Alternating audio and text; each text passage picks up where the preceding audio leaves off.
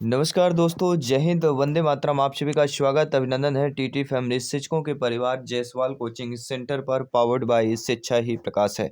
दोस्तों, आज की हम लाइव क्लास के माध्यम से बात करने वाले हैं आपके बायोलॉजी के प्रैक्टिस सेट की बात करेंगे।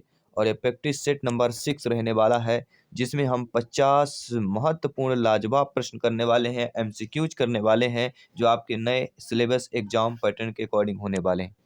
बाकी इसके पहले 5 प्रैक्टिस सेट कंप्लीट कर चुके हैं, जिसका आई बटन पे ऑलरेडी लिंक दे दिया गया है।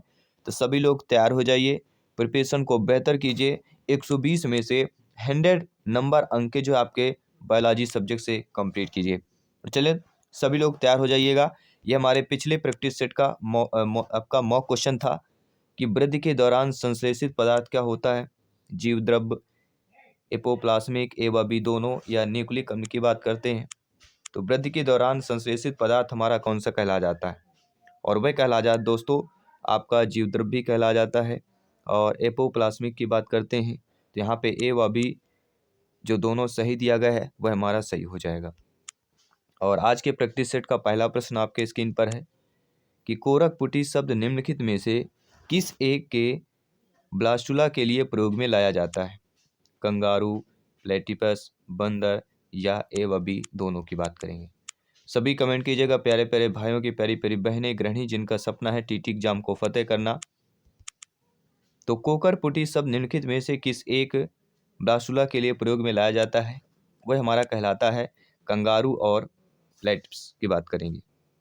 दोस्तों, यूथेरियन व मेटाथेरियन स्तनधारी में कोरक एक शिष्ट के समान रचना के रूप में होता है और इसे ब्लास्टोसिस्ट कहते हैं।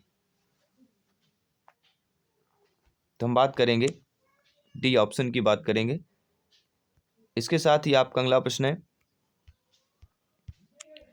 कि कौन अंतःस्रावी विज्ञान का जनक कहलाता है? विटेकर, एंथोविन, पाश्चर, या थॉमस एडिसन की बात करते हैं। तो अंतःस्रावी विज्ञान का जनक कौन कहलाता है? और वह कहलाता है थॉमस एडिसन। दोस्तों, अंतःस्रावी ग्रंथियों के अध्ययन के अंतःस्रावी विज्ञान कहा जाता है और थॉमस एडिसन को अंतःस्रावी विज्ञान का जनक कहा जाता है। इसके साथ ही अगला प्रश्न है, कशेरुकी शरीर में सबसे कठोर पदार्थ क्या होता है? किरेटिन, दंतवल्क, डेंटिन, या कांड्राइन की बात करते हैं। तो कशेरुकी शरीर में सबसे कठोर पदार्थ कौन सा कहलाता है? और वह कहलाता है दंतवल्क। दोस्तों, दंतवल्क कशेरुकी शरीर का सबसे कठोर पदार्थ है। यह दांत का बाहरी कठोरतम आवरण बनाता है। दंतवल्क की बात करते हैं। अगला प्रश्न है कि रंग अंधता का प्रमुख कारण क्या होता है? शलाकाओं की अनुपस्थिति, शंकुओं की अनुपस्थिति, पलकों की अनुपस्थिति, या अवधा दृष्टिपटल की बात करते हैं। तो रंग अंधता का जो प्रमुख कारण और रीजन कहला जाता है वह शंकुओं की अनुपस्थिति कहला जाती है। दोस्तों, यह रोग जो होता है शंकुओं के अनुपस्थिति के कारण होता है और ऐसे व्यक्ति लाल व हरे रंग में भेद नहीं कर पाते हैं। और इस रोग का जीन अप्रभावी तथा एक्स गुणसूत्र पर जो है स्थित हो किस पर होता है? स्थित एक्स गुणसूत्र पर स्थित होता है। अगला कि विटामिन सी की कमी से होता है क्या होता है? तो विटामिन सी की कमी से कौन सा रोग होता है? सभी लोग जानते हैं। हम बात करेंगे स्कर्वी की बात करते हैं। इस रोग में मसूड़ों में सूजन आना, उनसे रुधिर स्राव होना, अस्थियां व दांतियों के वृद्धि रुक जाना, साथ ही साथ घावों के भरने में कमी आना, साथ ही प्रतिरक्षा क्षमता कम हो जाना, जिसे हम इम्यूनिटी कहते हैं। तो हमेशा इम्यूनिटी बूस्टर लिया जाता है। कोविड के टाइम में जो आपका इम्यूनिटी बूस्टर ही दिया गया था। ठीक है, रोग प्रतिरोधक जो हमारे लड़ने की क्षमता होती बॉडी में, वो WBC का कार्य होता है, सभी लोग लगभग जानते हैं। अगला है, जब प्रकाश की तीव्रता रात्रि में कम होती है तब प्रकाश संसूचित होता है। शलाका द्वारा, लेंस द्वारा, शंकु द्वारा, या ए व बी दोनों की बात करते हैं।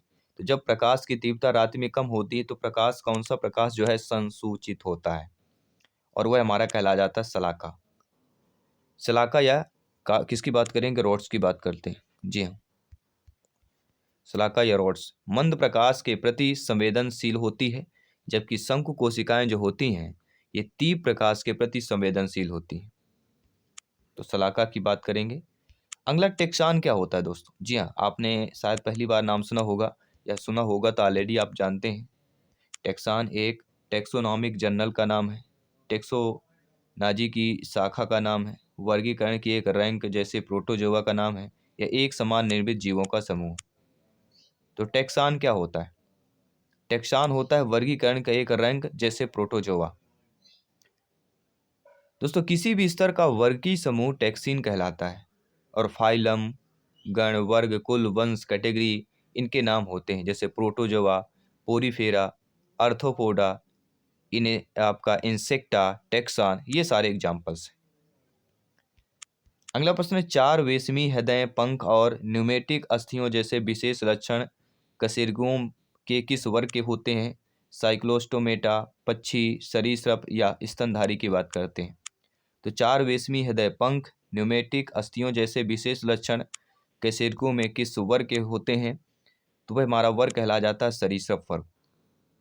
दोस्तों पक्षी वर्ग के जंतुओं में हृदय, चार वेशमी तथा दोहरे परिसंचरण युक्त पंख तथा न्यूमेटिक अस्थियों की उपस्थिति विशेष लक्षण होता है।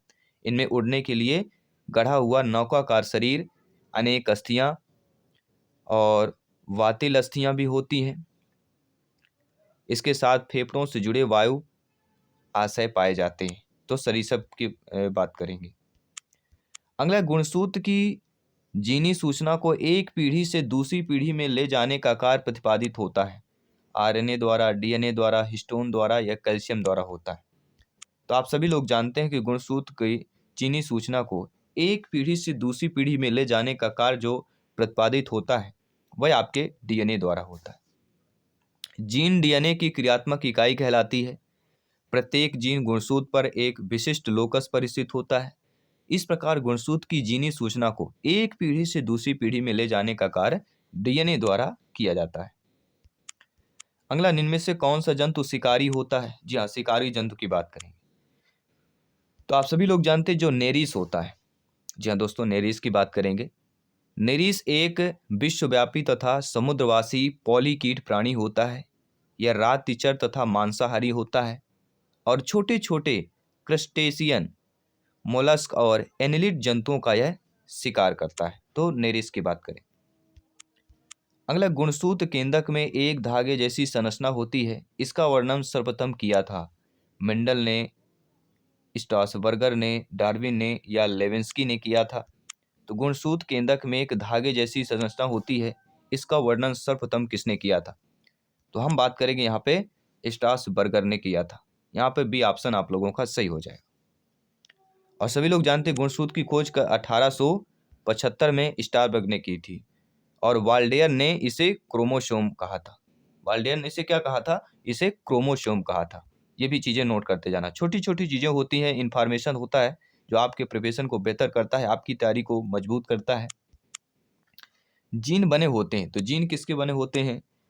हिस्टोन के, लाइपोप्रोटीन के, पॉलीन्यूक्लियोटाइड के बने होते हैं, हाइड्रोकार्बन के बने होते हैं। हम सभी लोग जानते हैं जीन बने होते हैं, किससे बने होते हैं? बहुत ही सिंपल साधारण सा प्रश्न है, ये पॉलीन्यूक्लियोटाइड के बने होते हैं। जीन न्यूक्लिक अम्ल का वह भाग है जो इस आनुवंशिक लक्षण के लिए जिम्मेदार है, अर्थात यह पॉलीन्यूक्लियोटाइड का बना होता है और प्रत्येक जीन गुणसूत्र पर एक विशिष्ट लोकस पर यह स्थित होता है। अगला, सही कथन पर विचार करना है, चुनाव करना है कि चिड़ियाँ अनियत तापी होती हैं, फीता कमी सिलोकिम जंतु है, केचुआ मेटामेरकली विभाजित रहता है, मछलियों में अरी समित पाई जाती है। तो सही कथन का चुनाव करना। तो केचुआ जो होता है मेटामेरकली विभाजित रहता है। केचुए का शरीर जो होता है लगभग 100 से 120 खंडों में बटा होता है, जिन्हें मेटामियर या विखंड या कायखंड कहते हैं। अगला प्रश्न है, विषाणु का आनुवांशिक पदार्थ कौन होता है? डीएनए, आरएनए दोनों, या डीएनए या आरएनए होता है? तो विषाणु का आनुवांशिक जो पदार्थ हमारा कहला जाता है वह हमारा डीएनए या आरएनए। दोस्तों विषाणु जो होता है असूक्ष्मदर्शी अविकल्पी परजीवी होते हैं।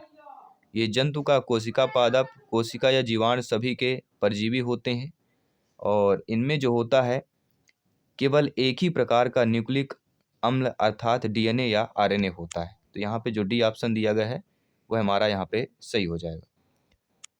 अगला प्रश्न है, उत्सर्जी अंगों की अनुपस्थिति पुनर्जनन की असीमित शक्ति तथा केवल समुद्री जंतु किस संघ के लक्षण होते हैं? मोलस्का, आपके इकाइनोडर्मेटा की बात करेंगे, मत्स्य की बात करेंगे, अर्थोपेडा की बात करेंगे। तो उत्सर्जी अंगों की अनुपस्थिति पुनर्जनन की असीमित शक्ति तथा केवल समुद्री जंतु किस संघ का लक्षण होता है? तो वह हमारा कहला जाता है मत्स्य। जी हाँ दोस्तों, इकाइनोडर्मेटा संघ के जंतु समुद्री होते हैं और इनमें विशेष उत्सर्जी अंग अनुपस्थित होते हैं। पुनरुद्भवन की अपार क्षमता होती है और जल परिवहन तंत्र इस संघ की विशेषता होती है। अगला प्रश्न है, मनुष्य में गुणसूत्रों की समान संख्या होती है 42, 44, 46, 48। बहुत ही सिंपल साधारण सा प्रश्न पूछा जा रहा है। तो मनुष्य में गुणसूत्रों की समान संख्या कितनी होती है? तो वह कहला जाती है 46। जी हाँ दोस्तों, 23 जोड़े होते हैं। इनमें 22 जोड़े अलिंग सूत्र होते हैं। 22 जोड़े कितने होते हैं? अलिंग सूत्र होते हैं और एक जोड़ा लिंग गुणसूत्र होता है।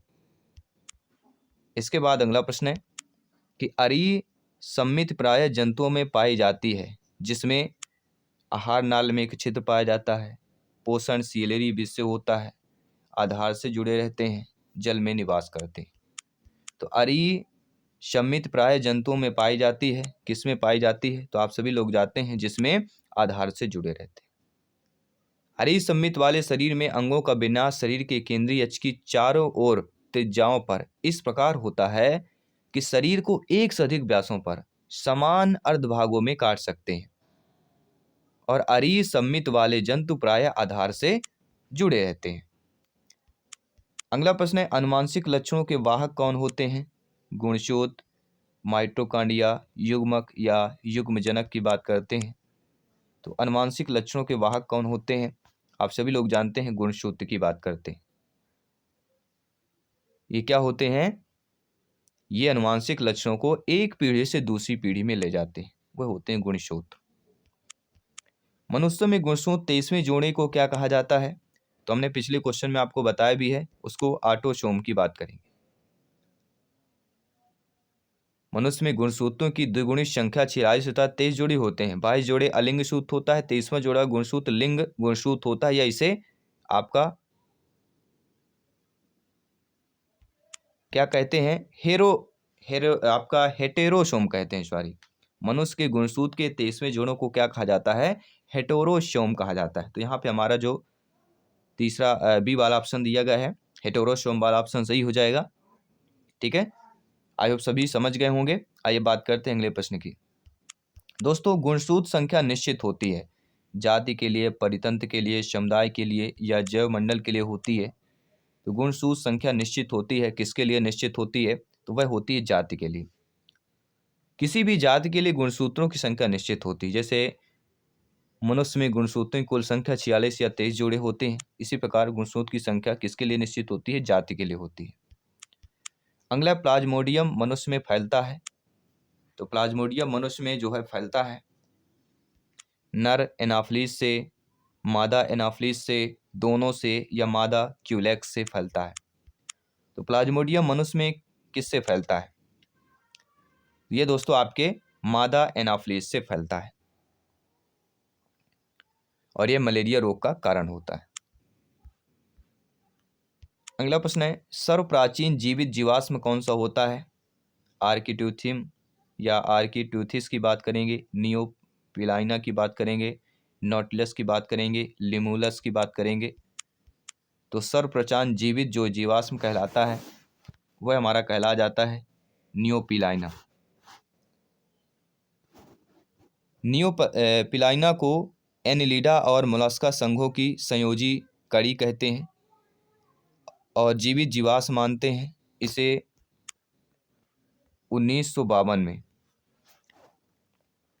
गैथेलिया या पैसिफिक महासागर के कोस्टारिका तट पर 3570 मीटर, जी हाँ दोस्तों, 3570 मीटर की गहराई से निकाला गया था। अगला, रेशम कीट क्या होता है? बहुत ही अच्छा प्रश्न। रेशम कीट क्या होता है?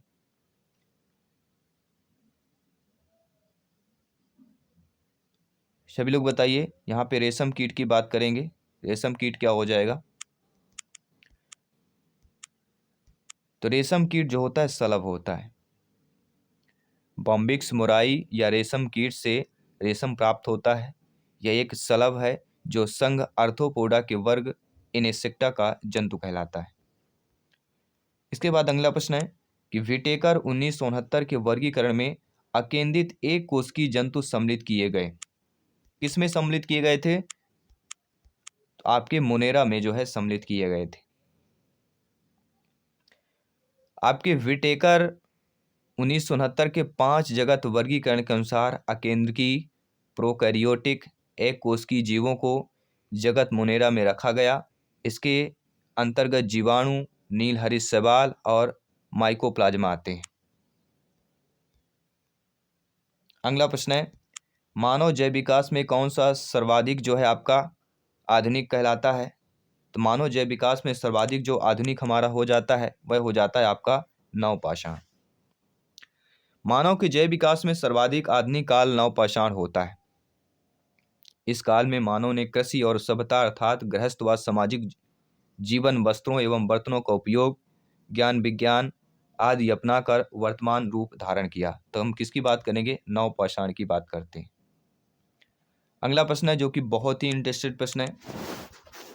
प्रश्न हमारा यह पूछा जा रहा है कि आकस्मिक होने वाले वंशगत परिवर्तन जो जाति में प्रजनन के बाद भी रहते हैं कहलाते हैं। उपार्जित लक्षण, वंशागति के सिद्धांत, प्राकृतिक चयन या उत्परिवर्तन की बात करते हैं। तो आकस्मिक होने वाले वंशगत परिवर्तन जो जात में प्रजनन के बाद भी रहते हैं वे क्या कहलाते हैं? वह आपके दोस्तों उत्परिवर्तन कहलाते हैं।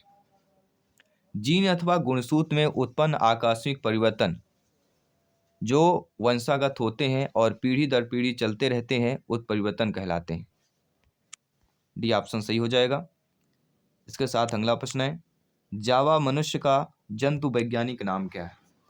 तो जावा मनुष्य का जंतु वैज्ञानिक नाम क्या होता है? होमो इरेक्टस, होमो हैबिलस, होमो सेपियंस या पिथैकेंथ्रोपस इरेक्टस की बात करते हैं। तो जावा मनुष्य का जंतु वैज्ञानिक नाम पूछा जा रहा है और वह हमारा हो जाता है पिथैकेंथ्रोपस इरेक्टस की बात करते हैं।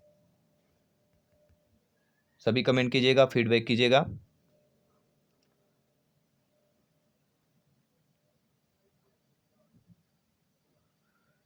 और इसे दोस्तों पिथैकेंथ्रोपस के अलावा भी एक और नाम है इसका और वह नाम है आपका होमो इरेक्टस की बात करते हैं। होमो इरेक्टस की बात करेंगे। होमो इरेक्टस इरेक्टस दो बार आपका इरेक्टस आता है लेकिन पहले ऑप्शन में एक ही बार दिया गया। तो होमो इरेक्टस इरेक्टस अगर दिया रहे या पिथैकेंथ्रोपस इरेक्टस की बात करते हैं। आइए बात करेंगे अगले प्रश्न की।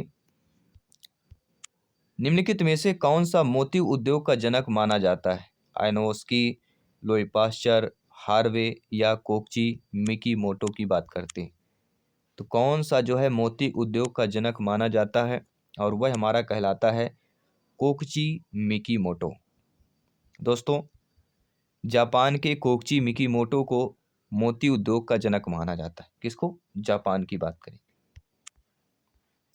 अगला प्रश्न है कि शराब का व्यसन हानिकारक है क्योंकि इसमें यकृत में प्रोटीन का भंडारण हो जाता है, यकृत में अतिरिक्त वसा का भंडारण हो जाता है, रक्त में शर्करा का स्तर बढ़ जाता है, कैंसर हो जाता है। तो शराब व्यसन जो है हानिकारक क्यों होता है? रीजन बताना आपको। सिंपल सा प्रश्न।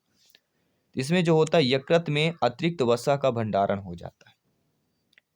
अतिरिक्त शराब या इथाइल एल्कोहल यकृत में पहुंचकर वसा में बदल जाता है जिसके कारण यकृत का फैटी या इन्फिल्ट्रेशन हो जाता है और अंत में जो है यकृत सिरोसिस हो जाता है। क्या होता है अंत में? यकृत सिरोसिस की बात करते हैं। अगला प्रश्न है कान्हा राष्ट्रीय उद्यान किस राज्य में है? एक राष्ट्रीय उद्यान से अवश्य प्रश्न आएगा, नोट कर लीजिएगा। तो कान्हा राष्ट्रीय उद्यान किस राज्य में है? और सभी लोग जानते हैं मध्य प्रदेश की बात करेंगे। कान्हा राष्ट्रीय मध्य प्रदेश में है। इसमें बाघ, तेंदुआ, वन्य शूकर, गौर, बारहसिंगा, सांभर, चीतल आदि को संरक्षित किया गया है। अगला प्रश्न है सर्वप्रथम जिब्रेलिन्स का आविष्कार हुआ फफूंदी प्रजाति के म्यूकर से, राइजोपस से, एगेरिक से या फ्यूजेरियम से। तो आपके जिब्रेलिन्स का आविष्कार जो हुआ था वह सभी लोग जानते हैं फफूंदी प्रजाति से हुआ था, लेकिन किस फफूंदी प्रजाति के हुआ था ये बताना है, वह आपका है फ्यूजेरियम। ठीक है, सर्वप्रथम जिब्रेलिन जिब्रेला फुजीकुराई या फ्यूजेरियम मोनली फार्मी नामक कवक से प्राप्त किया गया था। नागफनी का तना क्या होता है? तो नागफनी का जो तना होता है दोस्तों, वह हमारा फाइलोक्लेट की बात करते हैं, और यह चपटा मांसल व हरा होता है। इससे परिणाम स्तंभ कहते हैं, और इसमें पत्तियां वाष्पोत्सर्जन द्वारा जल हानि को रोकने के लिए कांटों या सल्कों में रूपांतरित हो जाती हैं अथवा जल्दी गिर जाती हैं। तो नागफनी का जो तना होता है हमने आपको बता दिया। इनमें से कौन सा जैव खाद कहलाएगा? फ्यूनेरिया, एनाबिमा, फर्न या उपरोक्त सभी। यहाँ पे जैव खाद पूछा जा रहा है दोस्तों, तो जैव खाद जो होगा एनाबीना की बात करेंगे। वे जीवधारी जो अपनी जैव क्रियाओं द्वारा मिट्टी को पोषकों से परिपूर्ण कर देते हैं, जैव उर्वरक या खाद कहलाते हैं। फॉर एग्जाम्पल जीवाणु, साइनोबैक्टीरिया, कवक, एनाबीना नामक साइनोबैक्टीरिया वातावरण की नाइट्रोजनमय यौगिकों में यह स्थिरीकरण करता है। तो एनाबीना की बात करेंगे। मांसल पौधों का आरक्यू कितना होता है? तो मांसल पौधों का आरक्यू को होता है 0 होता है, क्योंकि आप जानते हैं श्वसन क्रिया में निकली CO2 उपयोग होने वाली O2 के आयतन के अनुपात में श्वसन गुणांक आरक्यू हो कहते हैं। आरक्यू क्या होता है? श्वसन क्रिया से निकली जो है आपके CO2 और O2 आयतन के अनुपात में श्वसन गुणांक को आरक्यू कहते हैं। और मरुद्भिद मांसल पादपों का आरक्यू 0 होता है। मांसल मतलब क्या हो गया? मरुद्भिद की बात करते हैं। अगला हो गया फलों के रस का परिरक्षण करने के लिए जो रसायन मिलाया जाता है वह पोटेशियम मेटाबाइसल्फाइड है, पोटेशियम परमैंगनेट है, पोटेशियम क्लोराइड है, पोटेशियम क्लोरेट है। तो फलों के रस का परिरक्षण करने के लिए जो रसायन मिलाया जाता है वह रसायन आपका पोटेशियम मेटाबाइसल्फाइड होता है। इसमें दोस्तों फलों के रस का परिरक्षण के लिए इसका उपयोग किया जाता है। अगला जो प्रश्न है कि उक्त रक्तचाप को नियंत्रित करने वाली दवा प्राप्त की जाती है, किससे प्राप्त की जाती है? तो ये दोस्तों आपके राउल्फिया सरपेंटाइना से प्राप्त की जाती है।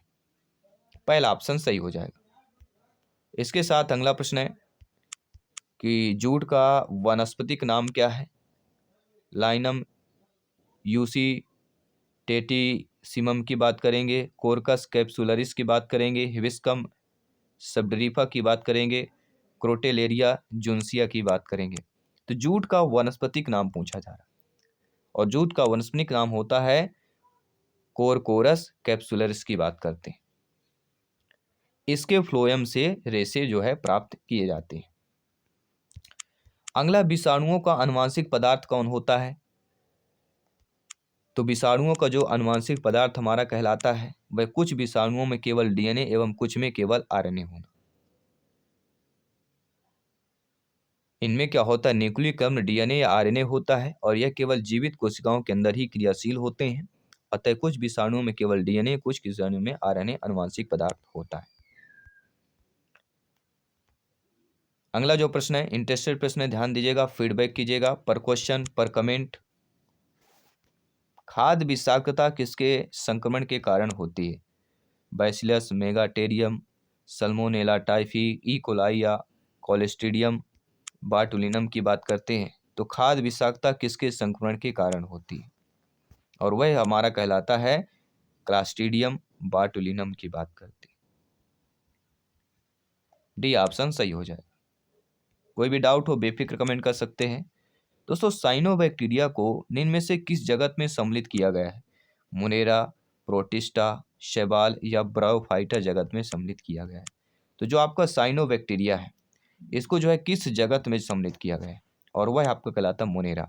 जी हाँ, आप सभी लोग जानते हैं कि सभी प्रोकैरियोटिक जीवों को जगत मोनेरा में रखा गया है। जैसे नीली हरी शैवाल, जीवाणु, ये जीव मुख्यतः क्या होते हैं, विघटनकारी का कार्य करते हैं। तो इस पर मोनेरा की बात करते हैं। अगला, प्रकाश संश्लेषण में समस्थानिक प्रयोग किए जाते हैं। तो प्रकाश संश्लेषण में कौन सा समस्थानिक प्रयोग किया जाता है, और वह समस्थानिक होता है C14 और O18। प्रकाश संश्लेषण में O16 के समस्थानिक O18 के जल में प्रयोग करने पर O18 नियुक्त हुई। अप्रकाशिक अभिक्रिया में C12 के समस्थानिक C14 के प्रयोग क्लोरेला तथा सेंडेसिमस नामक शैवालों में C3 चक्र का मार्ग प्रदर्शित होता है। कौन सा चक्र, C3 चक्र की बात करते हैं। यहाँ पे समस्थानिक प्रयोग हो जाएगा C14O18, नोट कर लीजिएगा। अगला दोस्तों, मेंडल ने पाया कि कुछ लक्षण स्वतंत्र अपव्यूह नहीं करते हैं। उत्तरकालीन शोधकर्ताओं ने पाया कि इसका जो कारण है असूत्री विभाजन है, लक्षणों की सहलग्नता है, एक लक्षण का दूसरे पर प्रभावी होना है, या जीन विनिमय की बात करते हैं। तो मेंडल ने पाया कि कुछ लक्षण स्वतंत्र अपव्यूह नहीं करते हैं। उत्तरकालीन शोधकर्ताओं ने पाया कि इसका जो कारण है, इसका जो रीजन है, वह हमारा कहा जाता है लक्षणों की सहलग्नता की बात करेंगे। तो यहाँ पे हम किसकी बात करेंगे, बी ऑप्शन की। मेंडल ने देखा कि कुछ लक्षण स्वतंत्र अपव्यूह प्रदर्शित नहीं करते हैं, और उत्तरकालीन शोधकर्ताओं ने पाया कि इसका कारण लक्षणों की सहलग्नता है। और मॉर्गन ने क्या कहा था, मॉर्गन ने कहा कि स्वतंत्र अपव्यूह की अनुपस्थिति आकर्षण तथा प्रतिकर्षण के कारण होती है, और ये दोनों सहलग्नता की क्रियाएं होती हैं, और एक ही गुणसूत्र पर उपस्थित जीन मौलिक रूप से संयोजन में रहते हैं और एक ही युग्मक में एक साथ प्रवेश करते हैं। तो जीनों की इस साथ रहने की प्रवृत्ति को सहलग्नता की बात करते हैं, सहलग्नता कहते हैं। अगला प्रश्न है, मृदा की उर्वरकता घटती है फसल चक्रण से, अत्यधिक कृषि से, मिश्रित कृषि से, या नाइट्रोजन स्थिरीकरण बैक्टीरिया से। तो मृदा की उर्वरकता जो होती है वह किससे घटती है, वह दोस्तों आपके अत्यधिक कृषि से घट जाती है। बी ऑप्शन यहाँ पे सही हो जाएगा। अगला प्रश्न है, सरंध्र राति में भी खुल सकते हैं, मरुद्भिद में, युग्मकोभिद में, जलोद्भिद में, या इनमें से किसी नहीं। तो सरंध्र राति में भी खुल सकते हैं, यह हमारा जो कहला जाएगा वह कहलाएगा मरुद्भिद में की बात करते हैं। दोस्तों, मांसल मरुद पौधों में रंध्र रात में खुलते हैं तथा दिन में बंद रहते हैं, और ये पौधे CO2 का रात में स्थिरीकरण करते हैं। उनमें रात में क्या होता है आपका, रात में जो है C4 चक्र, और ध्यान दीजिएगा रात में कौन सा चक्र होता है, C4, और दिन में जो चक्र होता है, दिन में आपका C3 चक्र होता है, ये नोट कर लीजिएगा। अगला प्रश्न है कि रंध्र दिन में खुलते हैं क्योंकि रक्षक कोशिकाओं की बाह्य भित्ति पतली होती है, में वृक्क में होते हैं, में हरित लवक होते हैं, में बृहत केंद्रक होते हैं।